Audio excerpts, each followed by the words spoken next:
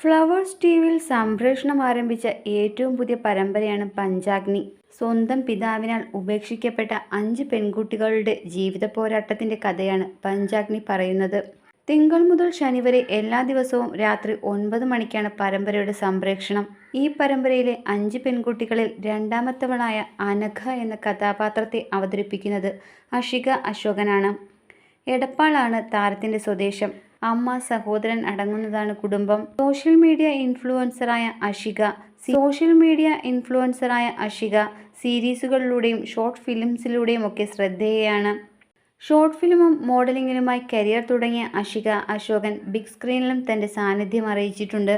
Missing girl എന്ന സിനിമയിലൂടെ നായികയായി ബിഗ് സ്ക്രീനിലും തന്റെ സാന്നിധ്യം അറിയിച്ചിട്ടുണ്ട് അഷിക.